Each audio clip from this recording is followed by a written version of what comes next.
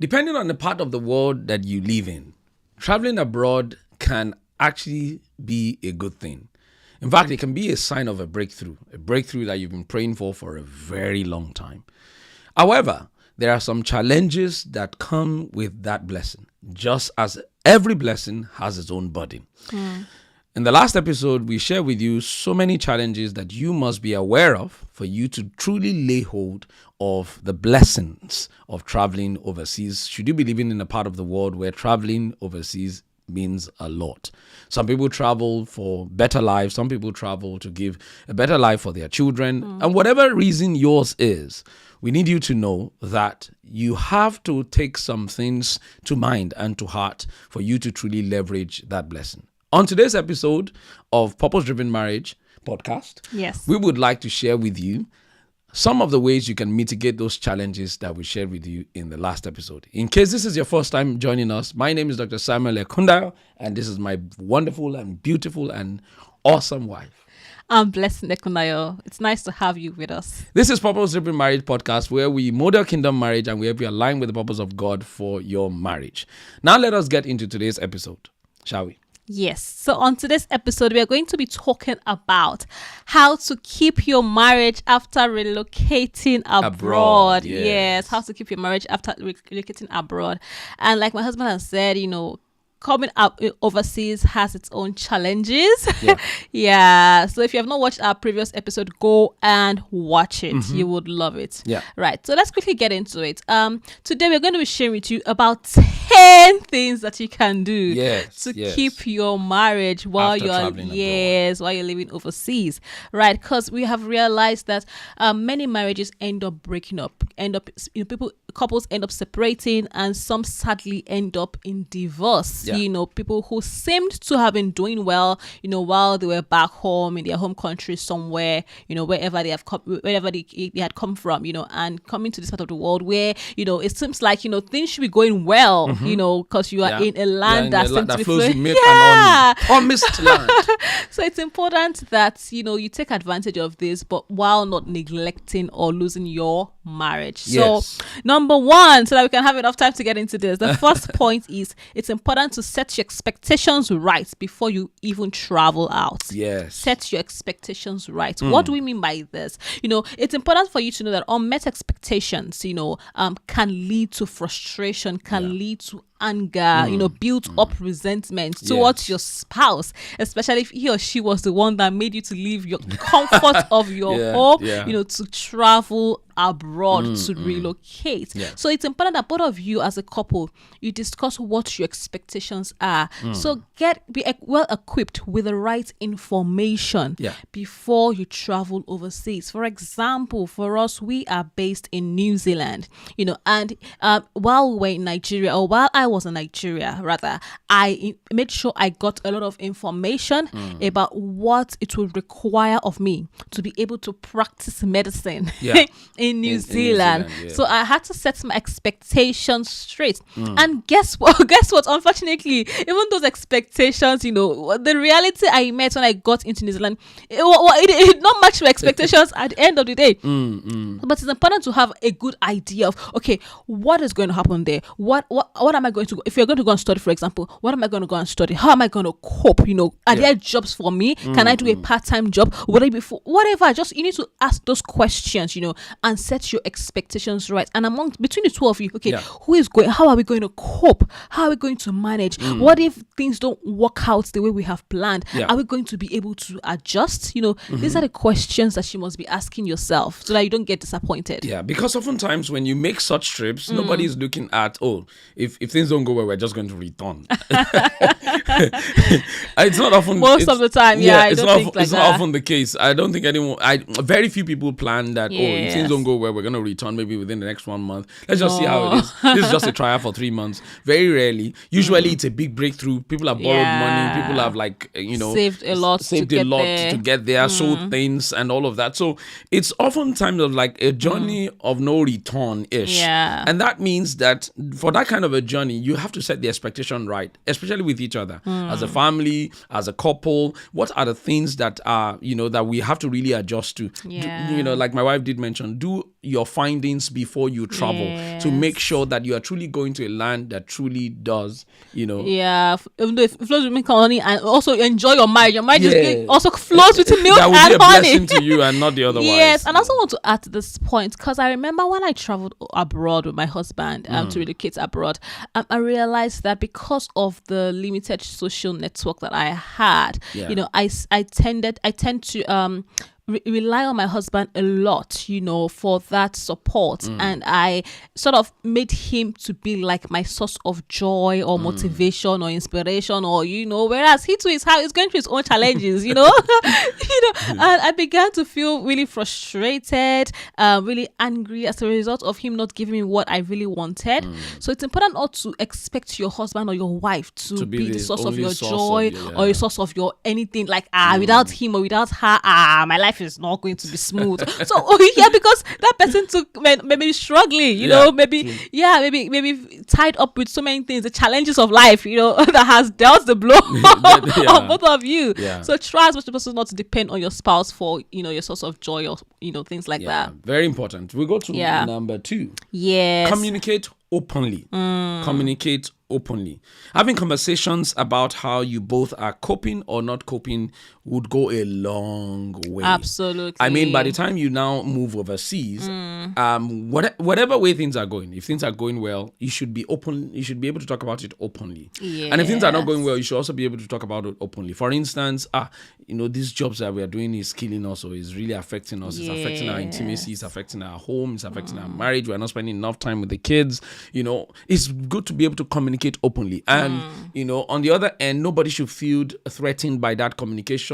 Everyone should be able to accept open communication so that you can collectively work towards life getting better or things getting better in the marriage or in the family. Because when you find marriages where people cannot communicate openly, then things will be happening and no one is talking about it. And then it gets worse and worse. And this is what eventually forms root of bitterness and so on. Yes, and things can be very stressful. So life can really happen that both of you just become so busy trying to make ends meet. And picking up this shift and that shift, and the other person maybe looking after children, looking after the home, or looking for a job, and all those kind of things. It's important that despite the tight schedule, try and find time, create time out of the no time to talk. So it could be at the end of every day. Oh, babe, how was your day? What happened today? You just talk about it. Because when you actually express yourself, and both of you have each other to confide in, to talk things through, to have that conversation. It does help you feel relieved. It also helps you to feel emotionally connected to your spouse. So scheduled times. You could be at the end of the week. You could be just find time sometime during the day to catch up, to talk about what this person is going through, how that person is coping. It could be the husband, for example, who is working and the wife is at home looking at the kids. Call her, babe, how are you doing? How are you coping? Hope the kids are doing well. It helps to sort of continue that it helps with the bond. So don't just abandon your spouse to whatever it is that they're doing and you're not talking. Sometimes we feel overwhelmed. Husbands feel overwhelmed. Husbands feel scared. Hey, what's going to be the future of my family? Are they going to cope like this? Well, are we going to have to go back to where we have come from? So it's important that you have these conversations and keep encouraging each other to do well. Yes, very important, because when we find that people can't talk openly, for whatever reason in a relationship, it can be very deteriorating for the relationship. Especially when you have just traveled overseas. You owe it to yourself to be able to expressly, to be able to express yourself openly without the other person feeling judged, like, for instance, now if I say our intimacy is not going well, so that the other person it's like, if I'm saying it now, the other person doesn't feel like I'm blaming them for our intimacy not going well, because now we have moved abroad. All of a sudden people start to put label on that thing. Ever since we moved abroad, my wife has been saying, I'm not doing well. Or my husband has been saying I'm not doing well. It's important that open communication should be open communication, and both of you should be able to talk. Talk about it. Have listening ears. Communication is very important. You cannot say you are communicating without at least one of you listening. Else to just be like you're arguing, so today's not day for communication. We can talk about communication at that time. But it's important that while you're communicating, don't communicate your the message on across out of anger, out of frustration. Else the other person will not receive it well. Yes, absolutely. So we can say a lot about communication, but it's important, have these deep conversations to improve your bond in marriage. Just in case some people are watching us and they think we are not live. Right now, we are live, okay? So we see some of our live audience. We are just trying something new. We want to go straight into it because we have quite a lot to talk about today. Yeah. So we see you. So if you're watching this right now, like the video, make a comment. We are here and we are listening. And we can see your comment. So, all right, number 3. Number 3 is be intentional about making time for intimacy. Yes. This is very important. Like we said last week, getting overseas and comes with its own challenges, its own struggles. Yeah. You're trying to sort of get into a terrain that you're unfamiliar with. Make ends meet as well. Yes, or study, work very hard, and life can begin to happen to you. Yeah. But you've got to still be able to create time for intimacy as a couple. Yeah. So find time out of no time to have date nights. Try and find a routine that would work for you despite the shifts that are here and there. The study, the exams, everything. Find date nights or a routine such like simple things like going for a walk or going to the cafe together, or just doing something like a hobby that both of you enjoy doing, something that can improve your friendship, improve your bond, so that people don't end up, being flatmates, Very important, in the same house. Yeah. And like we mentioned last week, please avoid keeping up with the Joneses when you travel overseas. I know sometimes we want to, after we traveled overseas, in not such a long time, we want to keep up appearances. We want to make people to kind of like know that we are now overseas. Especially with our posting on social media and all of that. And we are doing all that we can to just work hard and just keep working hard and make a lot of money, buy a big car, probably buy a big house or rent a big house that will make it look as though we are actually living abroad, when we are actually not. So we take that point again. Apologies, we are back. For some reason, our screen froze in the middle of things and decided to fix itself. So, forgive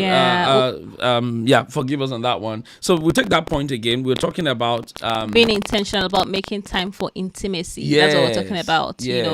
And we're saying that you've got to create time out of no time to schedule things like date nights. So go out. You could have date nights even at home. Nobody says date nights.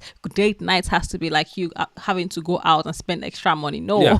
It could be at home playing games together, watching a movie together, just cooking having a meal together. Yes, just having fun. And eating it together. Yes.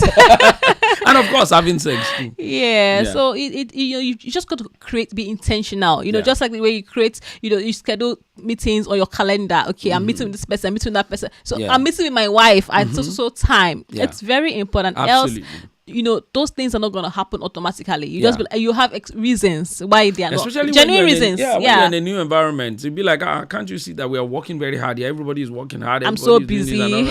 So busy. You just realize that your marriage is at the back burner. Like it's the least of everything you're thinking Takes about. the back seat. And it's also important not to keep up with the Joneses, because if, for instance, when people are driven by social media appearance, now that we've traveled abroad, let people really see that we've traveled abroad. So they are working shift, overworking themselves just to rent a big house or buy a house quickly, a big car, something that will just show that they are now in the abroad. Yes, so and because of that, they have now neglected their home, neglected their marriage, neglected their friendship, neglected their children. We don't want that for you, and that's not a good idea. It's important that you are intentional about making time for intimacy. Intimacy is your bond. Intimacy is your friendship. Intimacy is your connection. And that is extremely crucial to the progress of your marriage. If you are keeping up with the Joneses and you are not working on your intimacy, you will soon lose your marriage. Yeah. And then I'm wondering, so what else? What's now the essence of working hard? Yes. So everything that your spouse desires, that your spouse likes, speak each other's love language, because those are things that will actually feed intimacy in your marriage. The long and short is be intentional. Be intentional. Yeah. Be intentional, because your marriage is not going to work automatically. No. You've got to be intentional, because there are many forces that will be against your marriage not wanting to work. Yeah. So that takes us to number 4. Build a healthy social network. That's powerful. People are your cover. God has made people to be our cover. The Bible says even God set the solitary in families. God doesn't want anybody to be isolated. Absolutely. So be intentional about making the necessary sacrifices to have the right people in your life. We say that with a lot of intentionality. Yeah. It takes sacrifice to have the right people in your life and for them to remain. Yeah. So when you've just traveled overseas, be intentional about having and keeping the right network. Very important. And you have to pay that price. Some of the price is going to church regularly, serving in church, being a part of a community. So if you're a Nigerian, maybe be a part of the Nigerian community. If you're a South African, be a part of the South African community. If you're a Kenyan, be a part of the Kenyan community. If of course you have those there. If you don't have, maybe there'll be an African community or an European community, depending on who is watching this. Just be a part of a community. Be a part of people that will be a part of your network. And of course, try to make sure that they are good people, healthy people, people with good marriages, godly values, godly people, who are also praying, that everyone's working together to develop and become who God has created them to be. And some of them may not necessarily be Christians, but they have some key information that will help you settle down better. It's important that you invest in becoming a part of such good network for your own good. Yes, absolutely. And it's also important that you connect with people that share the same values. Hobbies, for example. We talked about going to church, where you plug into people that God, spiritual people. So for example, if you're someone who loves to cook or you love to read, connect yourself, find those communities, those clubs, in your environment or within your community. Not club, but club. Yeah. I'm talking about nightclub. So find people that share the same similar interests as yours, and you can connect with them, and it does help prevent you from being isolated. Some people leave their home country and they get into countries like New Zealand, and they now decide by themselves, I don't want to associate with anybody. I don't want to associate with Nigerians. I don't know what Nigerians have done to them. Even with that, they still don't associate with other people. They have like reservations and things like that. I mean, it's okay to have reservations, maybe because people have dealt a strong blow at you in the past. But again, you cannot isolate yourself. Why? Because you will need people. I recently met a woman who came to this part of the world, and it's been challenging for her, settling down, and thankfully she's got connected to a church, and she got to a time in her life where she needed people to support her, support her children. Imagine someone like that if she was by herself. It would have been so tough, and worse enough, her husband is not even in this part of the world. He's somewhere, so they're doing like a long distance marriage. So if you come to if you travel overseas, you've got to find people that can support you, that you can connect with, that can help you. We're built for relationships, so we cannot survive just in isolation. And oftentimes, because you are the one that have just come into a new environment, most likely you are the one that need those people the most. So you have to invest more in that relationship. You have to be the one to do the things that would connect with those people and let them be in your life. For instance, if you connect with them maybe at a party or somewhere in church, message them during the week. Hello sir, hello ma, how are you? I've not seen you in a while. All of those sort of things like that. where do you buy food? Where do you buy stocks? Where do you buy that? And you're intentional in making sure oiling the relationship, especially when you know the person is the right, or those people are the right people to have in your life. You invest in that relationship. You connect. You do all that you can to make sure that those people are in your life because of the value that they would bring to your life. It reminds me of the story of a woman who I heard about her story, and she was saying that when she traveled overseas, she's not the kind of person that used to she's an introvert, so she would not go out of her way to go and meet you and can we be friends, or she doesn't initiate that conversation or that friendship. She's more laid back. But when she traveled overseas and she wanted new friends for her children, because they've taken their children also out of their own social network and things like that. So she said she had to start. They were living in this apartment, and she was now trying to befriend people who had children in the apartment. And she said, "Oh, I can take your children out, to the park to spend like 30 minutes or 1 hour." And so you should take all these children out. She's not that kind of person, but she was doing it because she had to sacrifice her time, for the love of her children, and also because of the social network. So she had to start getting to meet these parents and trying to see if her children could befriend new children. So it's important that you go out of your way to actually make the social relationships work. Yes. So and that takes us to the next point. Number 5. Avoid having a fixed mindset. You're in a new environment, in a new culture. Things are different. You're in a new season. You've got to develop a new mindset. You've got to develop a fixed mindset. It is dangerous to have an African mindset in the UK. It's dangerous absolutely. It's dangerous to have a South African mindset in New Zealand. You've got to develop a new mindset. You've got to have a growth mindset. Fixed mindset is when people believe this is the only way things can be done and no other way. In fact, every other way is wrong. That's a fixed mindset. It's a dangerous thing. It can keep you where you are for so many years. However, somebody will say, "Oh, but my wife is still the same. My children are still the same. And this mindset worked for us when we're back home. Why should we change?" Excuse me. It may not work in a new environment. The way women are treated in a developed world is different from the way women are treated in a developing world. The way careers are done in a developed world is different from the way careers are done in a developing world. Things are now going to be done differently. Culture will play a big role.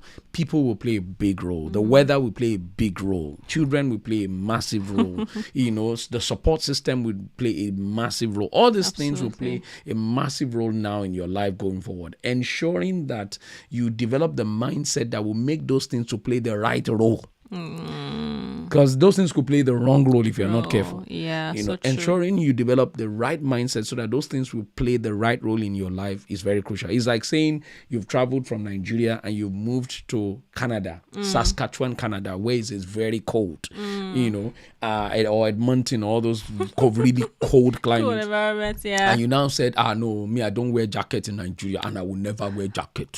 We don't do jackets. Don't do now. We just only wear t-shirt because and we stay warm. The problem with that is you are going to die. There's no better way to say it. There's no better way to say it. Hypothermia is going to kill the person. You will die. It's not a curse. So the same way, if you don't want the death of your marriage, don't want the death of your family, you don't want things to go, awry, you've got to adapt. Yes. And just to shed more light on what my husband just said, we talked about, gave some examples last week about how some men or some women, we used to some husbands that have this traditional mindset, African mindset, and back home, for example, maybe they never used to, you would never find them in the kitchen, or they will never lift a finger, in the kitchen, they only want to be served, they don't help at all with chores and things like that. If you come with that mindset, to this part of the world where there are no helps, no maid and things like that, and you're like, but when I was back in Nigeria, I never did it, my father never did it, you have that kind of mindset. When you come here, you've got to be willing to learn, unlearn and relearn. You cannot continue to just think like because it worked back home, it must work here. So you've got to be amendable, malleable, to change, be ready to adjust. Okay, things that are getting a bit challenging. How can I help? How can I support my husband? husband? How can I support my wife? It could be that your husband is the one that is trying so hard and is not making enough income. Think about, okay, how can I support my husband to make more income? Don't just be like, okay, the man is the head, he's meant to provide. If cannot provide, you got look, you start talking really harshly to him, go and see how your mates are doing it, and then you just sit at home, and like, he's the one that's supposed to go and provide for me. No, you also try as much as, because both of you are a team. Because if he fails, you fail. Both of you go back home. So at the end of the day, it's teamwork. Do not have a fixed or rigid mindset. It's very important. A fixed mindset is dangerous. It can keep you in the same place for a very long time. The next point. Yes, the next point is that it's important to be emotionally available. Very, very important. Both of you are in this marriage where both of you are sort of focused, on, especially if you're a young couple, then you probably still have like, a big career dream, big vision, big everything, and you could be so distracted and focused on these goals that you have, such that you are not really there emotionally for your spouse. You're focused on getting that job and that salary, next course or next program, next this, next that, next that. Or pursuing a certification. Yes. And you're so focused on that goal, which is not a bad thing. I mean, it's great, and you are ticking all the boxes and all of that, but you are then neglecting your spouse, emotionally. They are not present, and for us, for example, medical doctors, and maybe some people in other professions where you have to write several exams and things like that before you eventually pass. And during the process of that training, it can be very challenging because that you need to pass all these exams and you need to be so focused, you need to pay a lot of attention, and if care is not taken, you could begin to be drowned in, and such that your husband or your wife is like they don't even exist. They don't even exist, and you don't realize that you are neglecting them because you feel like, can't you see that I'm working hard? Yes, I'm trying to pass an exam. Yes, you should be considerate. I'm doing it for us. Yes, whereas the other person is wanting that support, that connection. I heard of a story of someone who was so engrossed and involved in passing in a career, such that she began to emotionally neglect her husband. So this thing goes both ways. As a woman, do not just be so focused on your career, on your goal, or don't be so ambitious to the point that it's detrimental to your husband. And the husband, because some men are such workaholics, you never find them. It's just work and busy. There's project, and their wife is like just does not exist almost, so they don't know what is happening at home. And that is not fair on that spouse, because if you're not feeding your spouse's emotional love tank, you're opening them up to be fed by somebody else. And that's how the devil has an inroad into people's marriages. Unfortunately, life doesn't pause for things to happen. Life will not pause and say, oh, because you're trying to get your certification. Okay, let's pause for you. So that after you get it now, we can continue. And to be very sincere, we all wish that life would do that to us, but life does not pause. Life keeps moving. Life keeps going. So if you're that kind of person, you're not emotionally available to your spouse, to your children. Life is going on. They are growing up. They are moving on. They are interacting with other people as well. They are connecting with other people, and that's what makes some people to lose their marriage. All of a sudden, you are not emotionally available, but somebody else is giving attention to your wife. Sadly. Outside in at their work, all of those things like that, and they are trying to get you involved, and you're not interested because you have so tunnel vision on your career, and you've lost every emotional availability. You could be treading on a dangerous ground. And again, if the goal of traveling overseas is to have a better life, have a better family, and then we are losing the family because of that, then we will not have achieved our goal, and it's not good. It's not good at all. And I just came to my mind also, don't neglect your children emotionally. Also, because many people travel overseas and they just neglect their children. Emotionally, they are there, but they get, because of the involvement of work and career and things like that. They're not there for their children. And they're not really aware of what is going on in those children's lives, in those children's hearts, and in this part of the world, it's so easy to lose your children. Very easy to lose your children. And if you do, that can also put a strain on the marriage. So it's important to keep your home.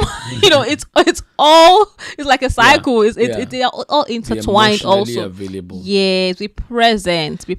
So what do we mean by being emotionally available?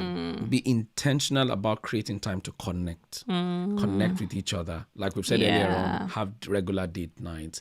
Take each other out if you're able to afford it, or if you can't afford going out, have date nights at home, date afternoons, date morning, depending on your shifts and all of those. Yes, whatever works for things. you. Take the children out together, spend quality time with the children at home, playing games once in a while. It may look like you don't have that time, but just block that time off, even if it's just 30 minutes a day with the children, both of you quickly, or you share, or you roster it, so to speak. Or I will do, because of my shift, I can do Monday, you do Tuesday, I do Wednesday, you do Thursday, or together all of us will do Sunday.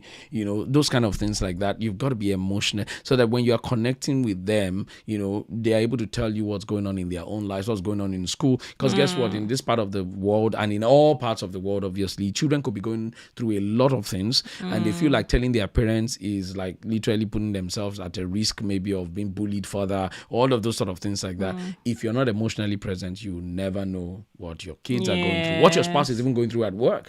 I remember there was one, I can't remember if it was a movie I saw this in, but the picture just flashed in my head now, where the wife wanted to tell the husband what's going on at work. Someone was trying to bully her, like trying to force his way into a relationship with her by bullying her. So that person's a senior doctor, she's a junior doctor, but the person wants to sleep with her, but she was trying to let the husband know, but every time they're trying to bring up the conversation, the husband is not necessarily emotionally available to listen. If she says, "Oh, I really want to tell you, I need to get to do this really quickly," it's one thing or the other. The one thing or the other, and until that person eventually got hold of the wife, and and all of that, and the whole thing just scattered. She didn't get the position she thought she was going to get, and all of that, and then the whole thing became massive. The whole marriage. So always be emotionally available so that your spouse or your children can tell you the things on their heart. Very important. Very, very important. Yeah. Yes. And we move on to number seven. Appreciate each other regularly. Yes. This is very important. This is one of the mindsets you must develop. Absolutely. And it's so easy to say. Mindset of appreciation. Yes, but you must realize that again, it takes intentionality. It's a lot easier, to criticize your spouse and to see all the things that they're not doing right or doing well. Babe, you did not do that well. Babe, why did you come late? Babe, you have not done this. Babe, can't you see we have not done this? Babe, what is about this? I'm the only one doing this. I'm the only one doing that. It is so easy. And to begin to compare yourselves or compare your marriage with other people's marriages, so it's easy to just put your spouse down, put yourselves down. It is so easy. So rather than focusing on those kind of things, because they said when you focus on something, what you focus on is going to expand, but if you choose to focus on the right things, that is also going to expand. So what is your spouse doing well? For example, because maybe it could be because of them or their influence that you were able to relocate abroad, and you've got this opportunity to have a better life. So appreciate your spouse. Oh, sweetheart, thank you for bringing us to this part of the world. Wow, it's nice to experience life in differently and things like that. Oh, babe, thank you for working so hard for us. Oh, babe, I see you're studying. I pray that God grants you success in your exams, in your study. Thank you so much for studying hard for us. Because when they study and pass their exams and have the certificates and get a good job because of that, it will help your marriage. So appreciate them. So appreciate each other. Find something, no matter how bad you think that person is, find something or not great. So find something that you can acknowledge your spouse about, because it will help them to become better. It will help them feel appreciated and valued. I just want to appreciate you. I know you're looking at me because they said what we focus on, we expand. So I begin to focus on you, so I expand. Expand in my mind.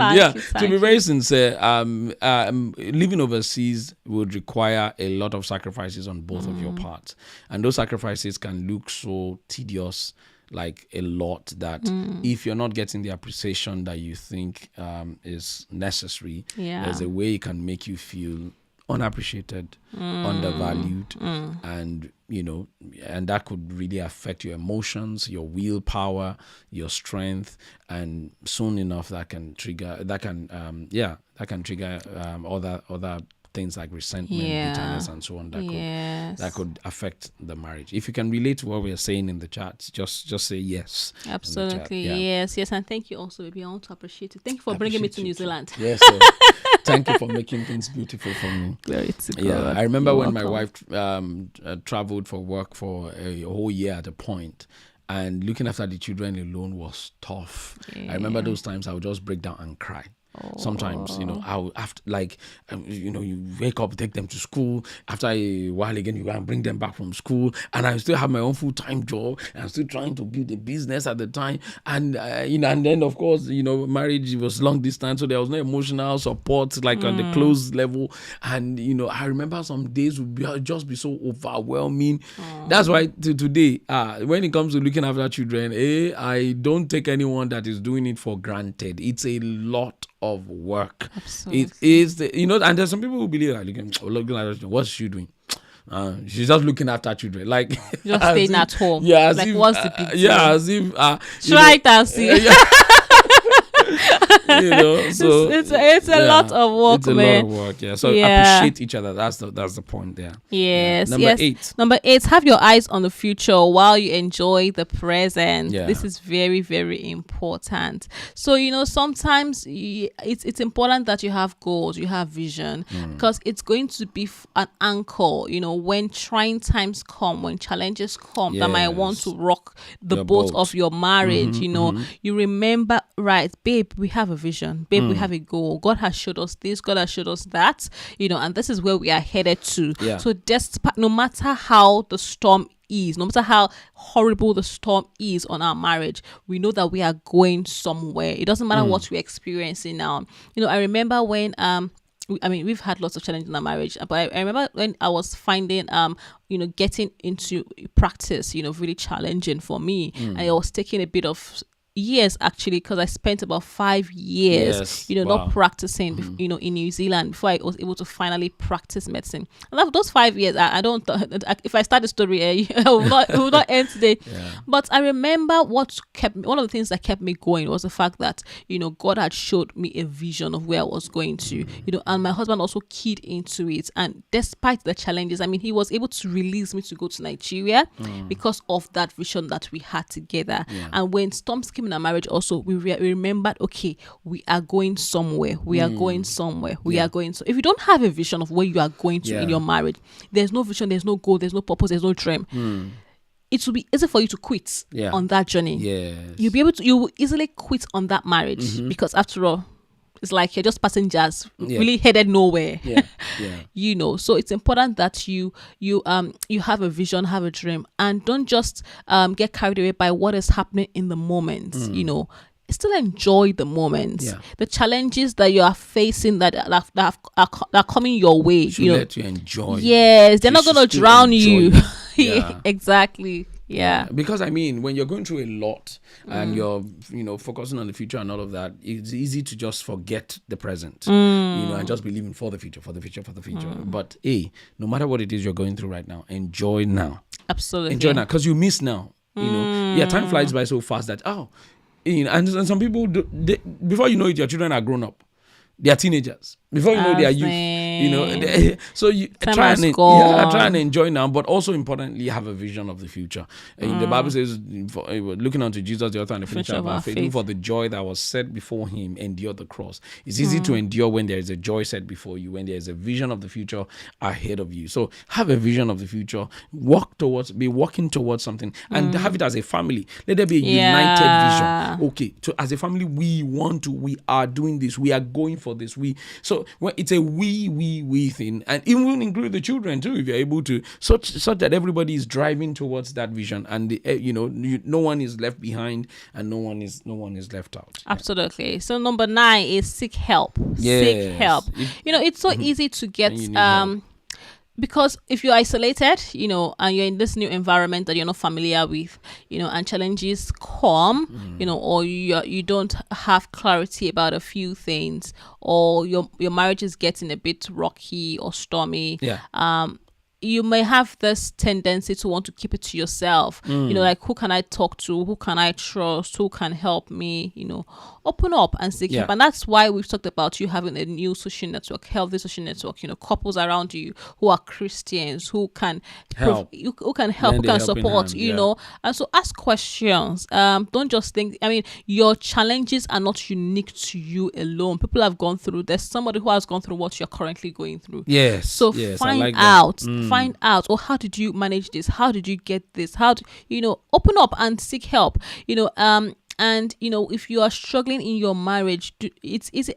Because if, for example, if you're an African, it's easy to have this mentality, no third party in our marriage. There are times where third parties actually, they help your marriage a great deal. The right third party, so for example, mentors, if you're going through stuff, speak to people who are mature, or seek professional counseling, marriage counseling, to help you navigate the challenges that you are going through in your marriage. Because the fact that you are having challenges does not mean that you have come to the bus stop or the end or the end of this marriage. No, it doesn't have to be the end. Even though it may feel like this is end. No, it does not have to be the end.